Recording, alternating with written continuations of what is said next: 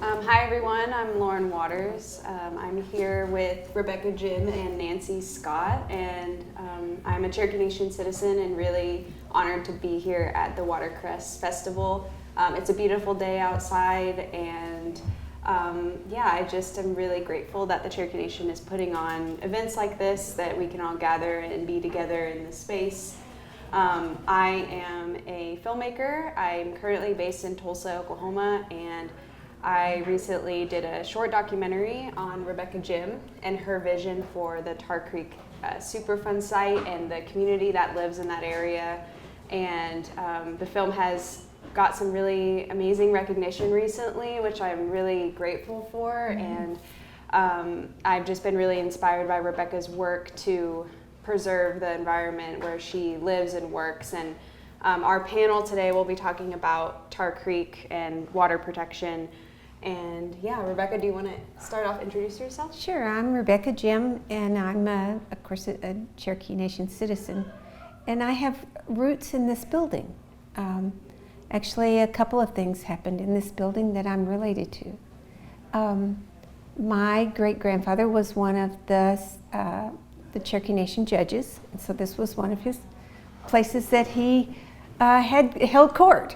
And so it's really a pleasure to be inside and see the building so well taken care of. Myself, I'm the Tar Creek Keeper, and I want to tell you that I'm that way, and I'm doing that service in a place that needs desperately to have a protector.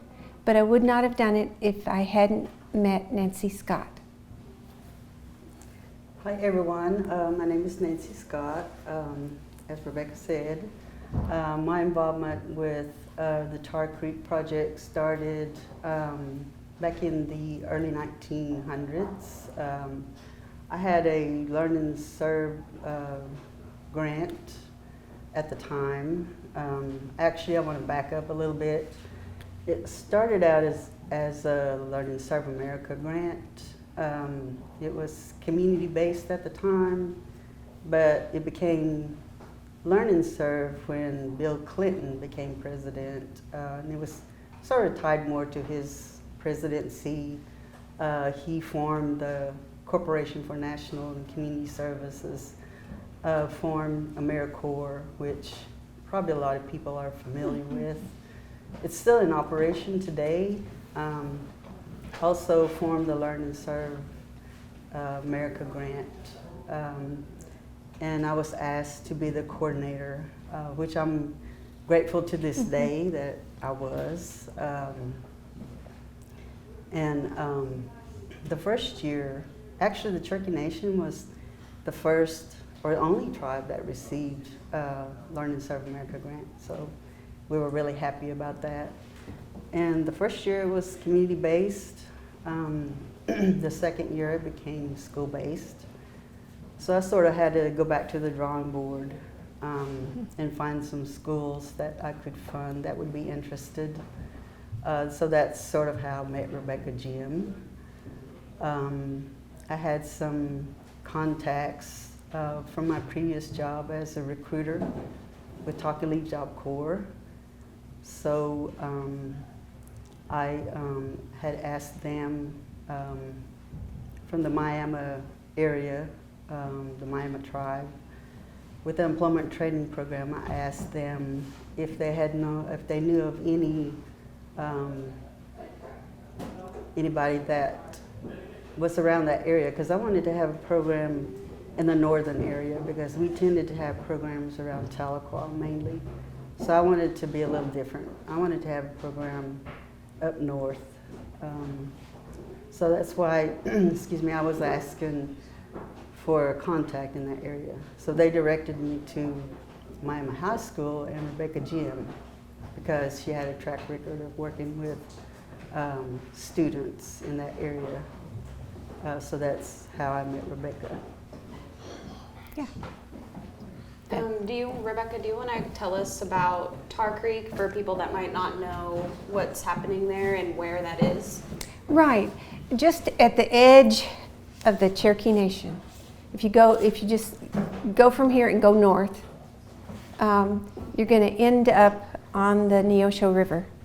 And the Neosho River is the boundary of where many of the other little tribes were nestled, up in the corner, the far northeast corner of Oklahoma. And in that farthest county, wedged up against there with the Neosho River, our boundary, 8 other tribes were stacked. And running through their territory is a creek called Tar Creek.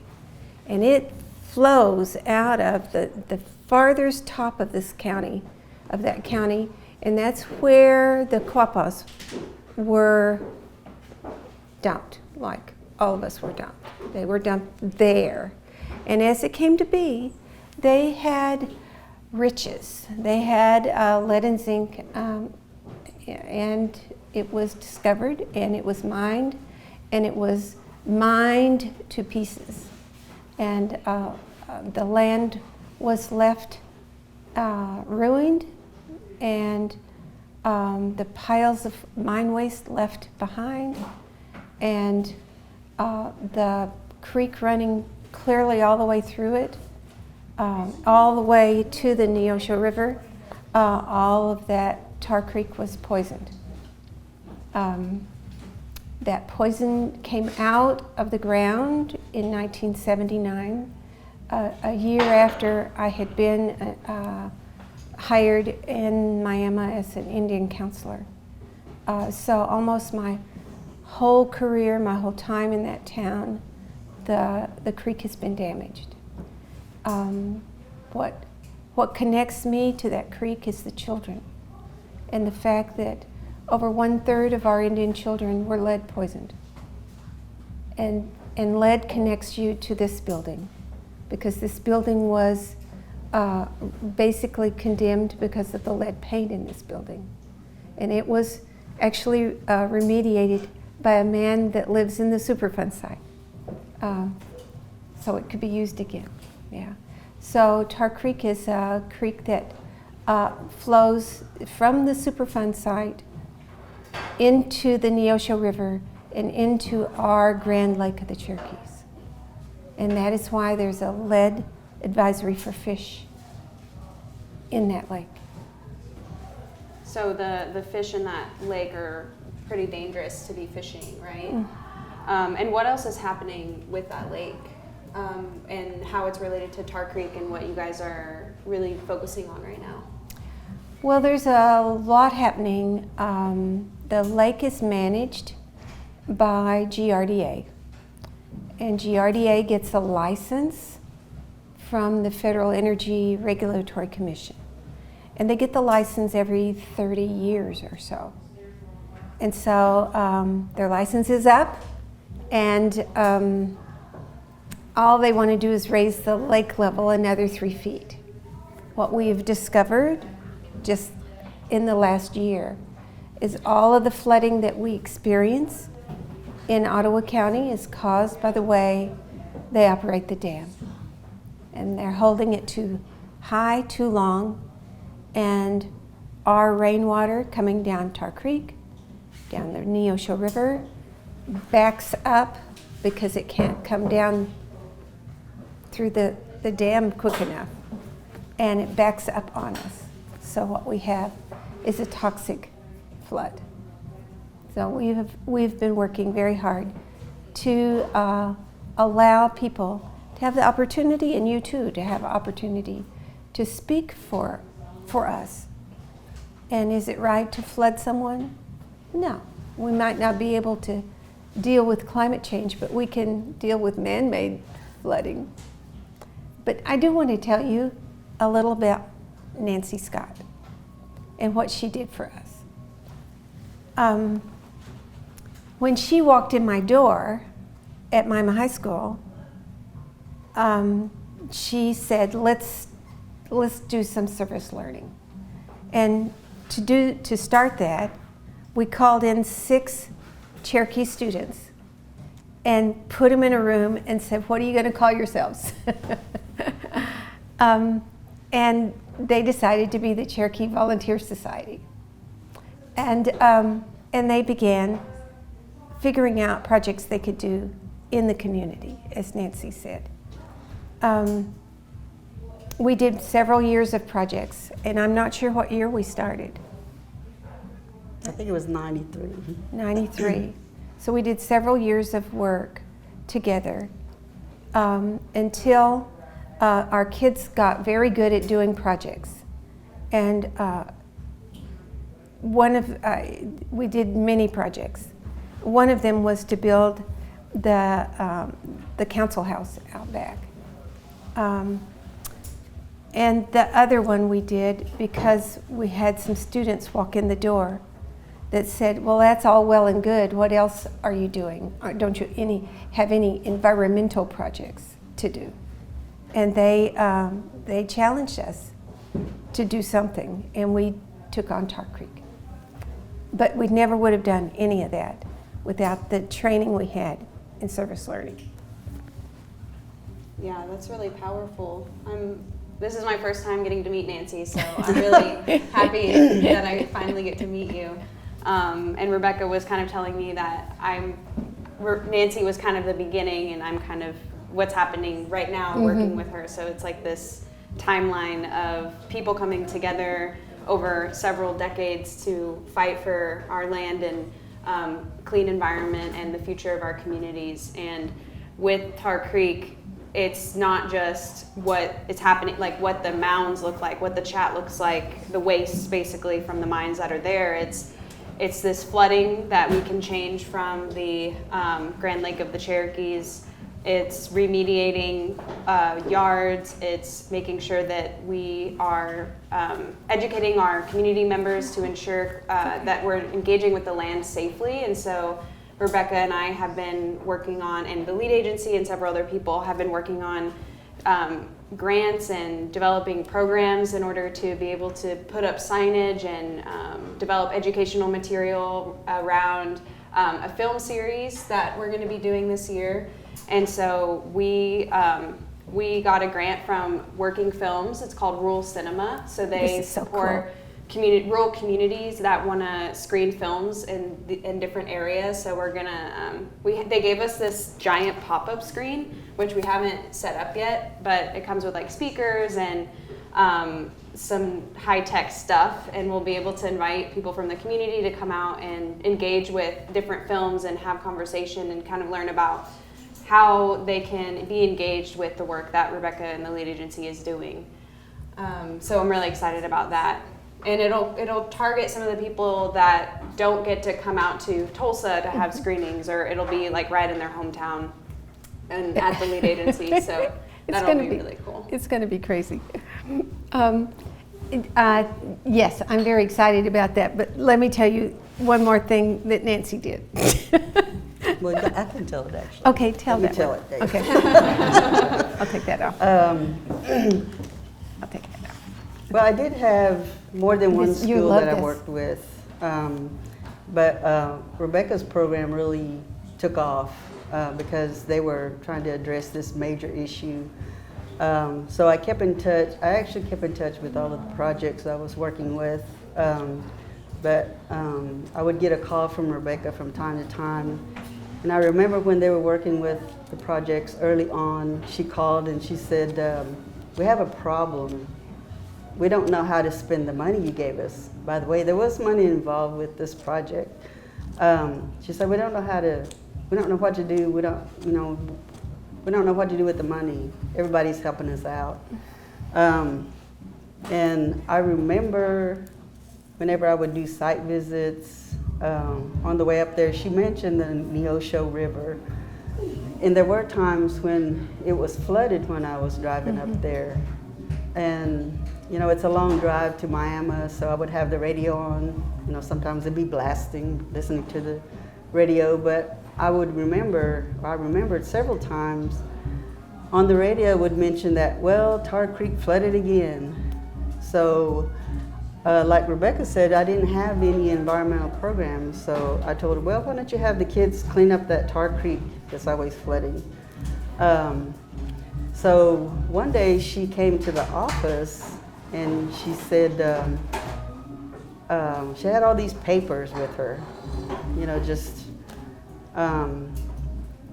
all these different size papers, handwritten papers, and she said, I want you to read these. And it was papers that the kids had written. I think she had mentioned this English class. This was the last chance for these kids to graduate from high school. So they had to write essays. And then she had some poems that these kids had written, just kids from different ages. So she left them with me, and I read through them. I couldn't believe what these kids had written. There were stories about this creek. There were personal stories, the poems were, but the essays, you know, they had to do research. And I really learned a lot about the history of the creek from all of these papers. So immediately I thought, you know, we need to tell this story through these kids' eyes, through their voices. So I told Rebecca, you know, we need to put these in a book, because I knew that we needed to get this book out to influencers, people that had money, because, you know, I didn't have money. I had the grant, but that was only, what, $2,000 to $3,000. But this was a multi-million-dollar project. It was a Superfund site. So we had to get the word out. We had to get as many people as we could involved. So we did. I had never put a book together, but I knew I had to. I knew it was really important. So that's what we did. I worked on the book. I knew what went into a book, because I like to read books. So I took it on, as I'm sure Rebecca probably did a lot of projects, took on a lot of projects during this time that she had never done before. So I thought, you know, these kids are working hard to improve this area, so I can do this for them. I did the layout, did some drafts, and I had it printed for them with the grant money that I had. So Rebecca came up with the title, or maybe the students did, called it Tar Creek Anthology, The Legacy. We had some of the students to write, I guess, the foreword in the book. And I sent a copy to our funding agency, to our grant manager, and some of the other people I thought they would be influencers for us to get the word out. And I think Rebecca sent some to some of the people she thought that would be influencers too. Well, and something else came because of this book, and maybe you don't even know it, but it ended up on the desk of Tom Lindley at the Daily Oklahoman. And it was his first week of work there. And he's reading through it, and he got captured and kept reading, and he couldn't believe that this could really be real. What could these kids know? And so he drove up to see us. He came in my office at my high school, and he said, I'd like to visit a bit. And I said, well, there's a lot of people you need to see then. And so I set him up to meet lots of the students and lots of people in the community. And so he stayed quite a while. He ended up writing 3 front page articles for the Daily Oklahoman that ran 3 days consecutive. And they were front page articles with 3 pages, full pages in each volume. The second day that it was running, the governor at the time, Governor Keating, called in his Secretary of the Environment, Brian Griffin, and said, how on earth could this be happening in Oklahoma? And so he put together the Tar Creek Task Force. And the task force put together different committees that began to look at subsidence and acid mine water and health issues and all of the different issues that have to do with the problem that we have there. These kids did that with this one little book. From that, Governor Keating handed it over to the next governor, and he put together a way to actually the first buyout in Pitcher, which allowed the first 100 families with children under age 6 to be moved and relocated. And it all started with Nancy Scott. And that was in the 90s? Yeah, yeah, yeah, yeah. The kids. Well, service learning, I always thought it was the kids that were the key, because they were doing the work. Yeah, they did. So those kids are all mothers and fathers now, and they know how to protect their children from lead poisoning, and they know that nothing's going to get done up in our area unless they make it happen. And so I'm still rounding them up, and they're still coming out. They're still writing postcards. They're still doing things. Their kids are writing poetry. Their kids are writing stories. They're doing artwork. They're creating Tar Creek fish. They're continuing to do their part. And all of the parts they do keep us having hope. But no hope is better than what the film that you have created. And it is going to be, I think, life-changing for us, and I think life-changing for other communities that have water they want to protect. For people that don't know what the effects of lead poisoning are, can you kind of talk about what you saw in the kids and what people might deal with if they are lead poisoned? Yeah, lead is a silent way that children can be harmed, and you can tell only by taking a blood test. Lead can affect every single organ in the body, and it can give lifelong damage. If a child is exposed when they're younger than this one, when they're in the womb, when they're 1 year old, they can lose IQ. And so maybe they were born very bright, but they will lose it. They can lose IQ. They can never regain that. It will never come back. Students that I have now that are now adults, I've buried them. It can cause damage to the heart and kidneys. Several are on dialysis. It can cause organs to be damaged that cannot be repaired. With us, it isn't only lead, but it's the other metals that went to bed together, and that would be cadmium, arsenic, and manganese. And as the kids would say, arsenic, that'll kill you. But together it harms you, and the harms are lifelong.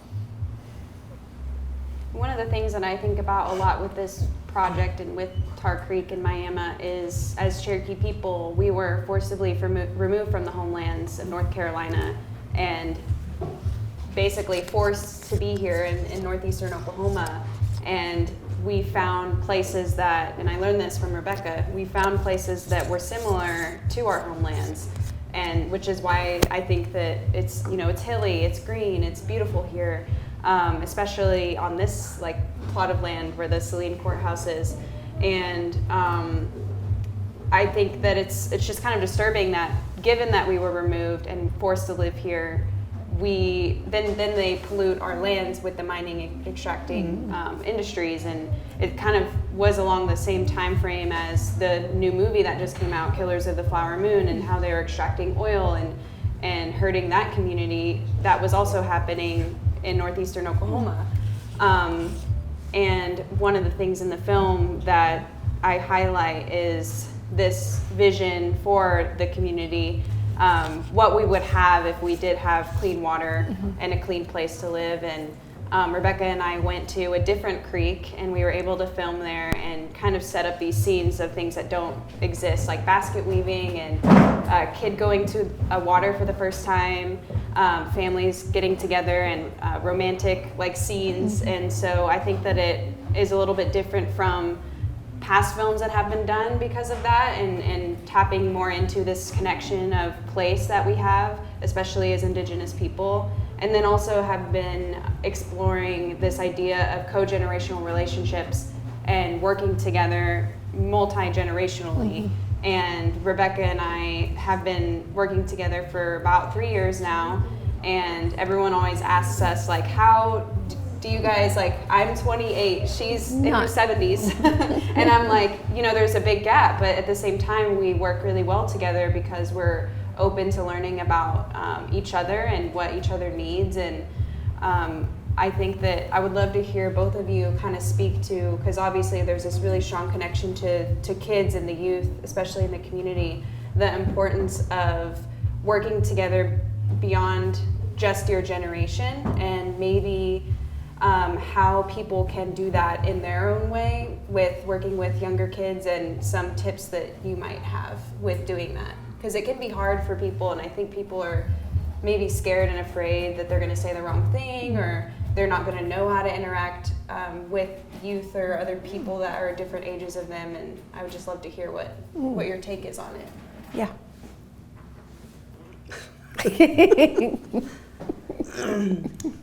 I don't know. I think I can just maybe tell a story that happened while I was working with Tar Creek. It was early on, I think, when, because you know, everything evolves. So Tar Creek project had gone from, the first year they did a fish tournament. The kids were so clever with how they did things. So the first year they did a fish tournament for this creek that could never really have fish. And then it evolved to this conference that was a couple of days, 2 or 3 days conference. One year, the representative from the EPA was there. We had just finished what they called the toxic tour of Tar Creek, I think the chat pile areas too. We haven't really talked much about the chat piles, but it was just her and I in the car, and she said, it was real quiet. She said, you know, this area is never going to be cleaned up. My head just spun around and looked at her, and she said, this area is just too damaged. It's never going to be cleaned up.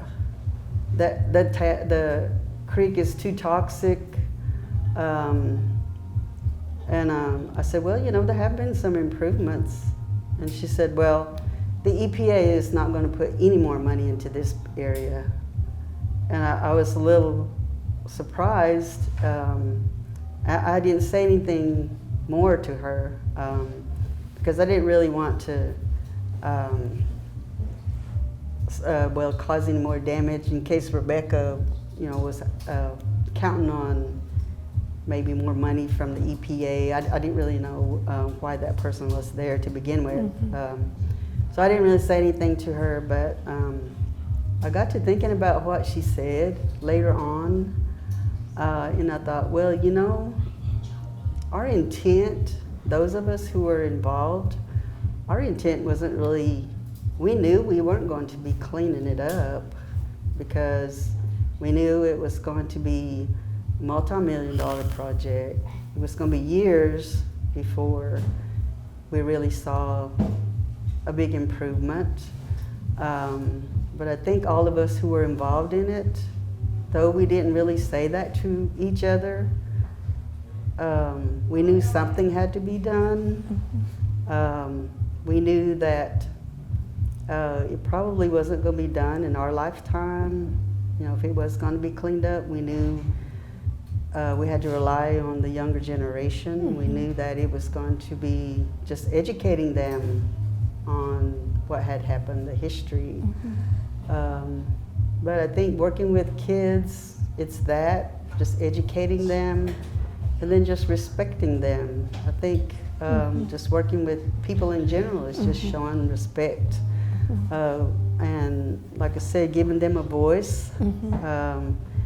They do live in the world that we live in. With service learning, sometimes it was hard for the teachers to realize, hey, these kids can do anything that we can. I would always remind them, hey, let the kids do that. Let the kids write letters to the organizations. Let them ask for monies. Let them ask for donations. They can do it. Just guide them. Just guide them. Just show them how. They can do it. I think it's just that. Help them develop the skills that they need. I mean, that's where we started. We didn't have the skills, to get where we're at.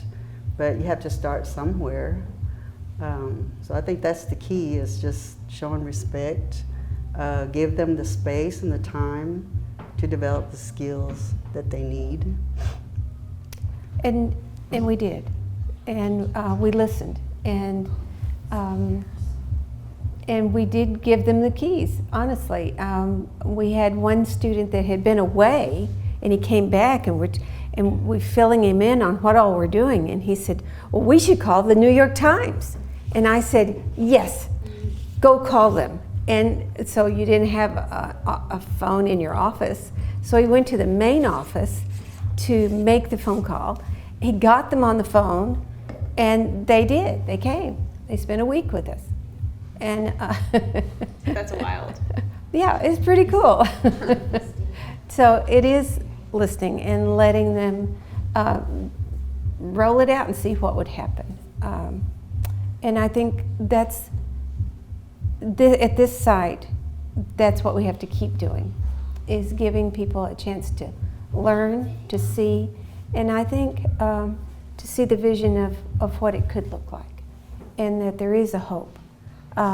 Is it going to be our lifetime? No, but it could be their lifetime when it happens, and it should. I think the other thing that the broader picture of this is we really want no more tar creeks. We don't want any other streams injured. And I think remember that. And the places you live, the places you visit, the places you drive by, remember they need a protector. They need somebody to speak up. And maybe you'll be that voice. Yeah, because there are other industries that are coming into Oklahoma to try to build extractive or potentially dangerous mining operations. I know that there's one is it southwestern Oklahoma? The first ever cobalt mine was proposed, and a lot of tribal people down there and community members down there were really worried, and I'm not quite sure on the status of it. Do you know? You gotta hope that, but once they start moving dirt, it's harder. Once they start, and it's sometimes sneaky how that can happen, and bypass permits. It's really, everybody needs to pay attention. Just paying attention. Yeah, and I think one of the things people always ask is, how can we help? How can we get involved? The lead agency, Rebecca's nonprofit organization that she founded in 1997, has a website. It's leadagency.org. There's a newsletter that you can sign up for on the website. You can also donate, and then also Rebecca writes some beautiful blogs very frequently, and you can check those out and kind of learn what she's up to and the work that she's doing, and what else can they do to help now, today. Well, we could give you a couple of postcards that you could write. we have them in a bag over here.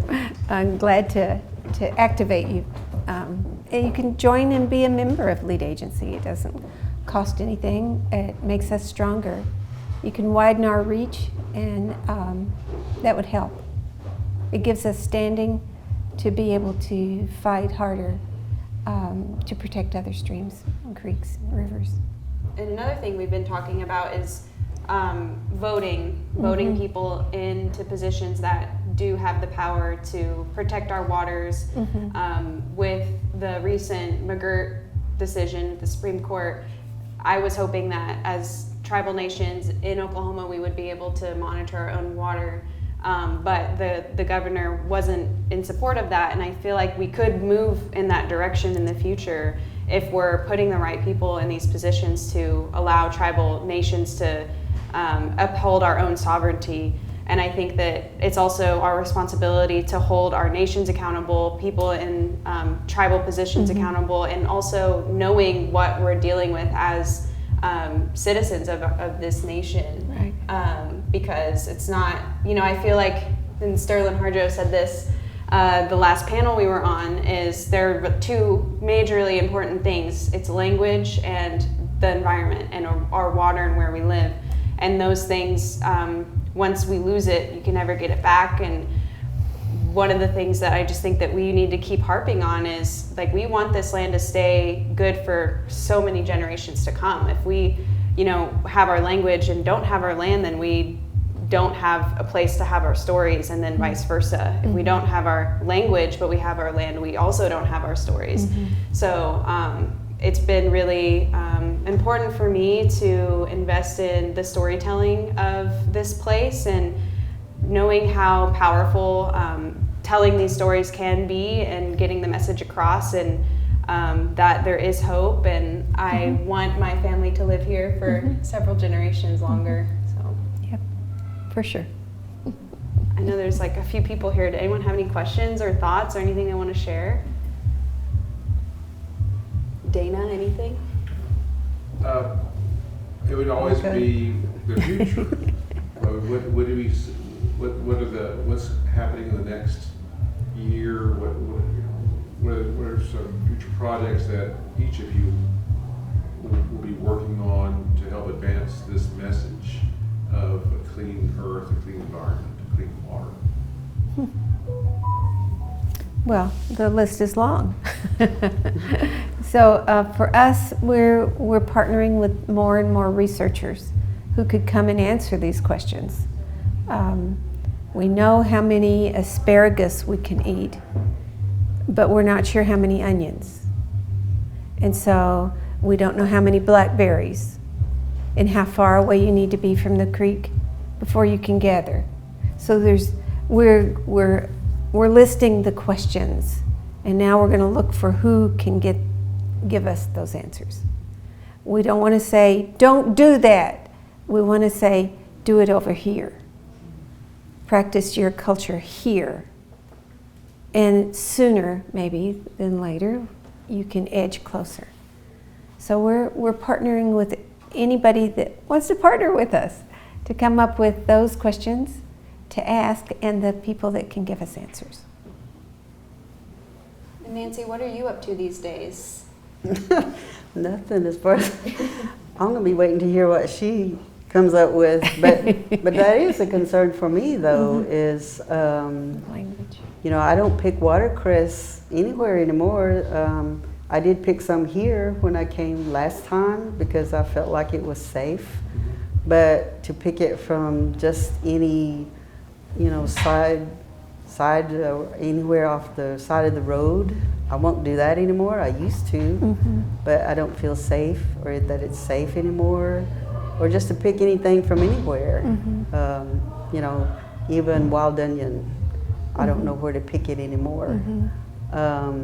So, that's important to know. Where can I go as far as, gathering stuff? Where can I go and feel safe eating that? So yeah, that is important. Right. We're partnering with Oklahoma University, and several of their students do their background work on my property because it hasn't been poisoned.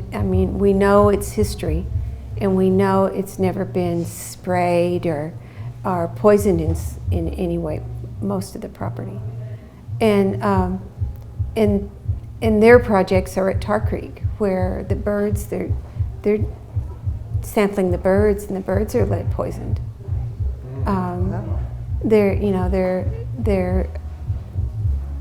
So it's interesting to be the background, to be the safe place. But for me, for the last 40 years, I've been leaving my safe place to go drive to a damaged place because I believe those folks have a right to what I have. Yeah, I think the future of what I'm working on with this project, I've been talking about this short documentary film. It premiered this year at Big Sky Documentary Film Festival. It was a top 10 finalist for Best Mini Doc, which was really exciting. It'll be screening at several film fests internationally. And so I'll be doing some traveling this coming May to Telluride and to Seattle. And really just screening the film and having these important conversations with people and hopefully getting more support from organizations that can get the word out and also just, support what Rebecca's doing. Some big wins recently, Illuminative shared our video and was able to get it out on social media to thousands of people. And we're a finalist for another film competition coming up this week, so I'm hoping to hear more about that soon. But all of the recognition, my thought process with all of this is it's not about me and this film necessarily, but it's more about if people that do have the power to make a change see that there's something exciting and important happening with a film, and they're like, oh, there's a film about Tar Creek and it's getting recognition and there's people that are investing in it. Maybe I should too. Maybe I want to be involved in that. And kind of flipping the script and being make it something exciting and cool for them to want to help out with. And I think that it has been successful so far with that strategy, and I hope that over the next year, as we continue to do more screenings and outreach, we'll be able to garner more support and be able to, make moves towards the EPA supporting more. And I know that Rebecca's been having important conversations doing that. And we also are fighting for the rights of nature for Tar Creek within the city of Miami, which will give more protection to the creek, and the city will have more responsibility, giving it the rights of a person, so that they can continue to practice culture safely in that place, or start in a certain place. Right, yeah. Yes, ma'am. Is it screening around here anywhere soon? So it's screening tomorrow at Circle Cinema in Tulsa at 2 p.m.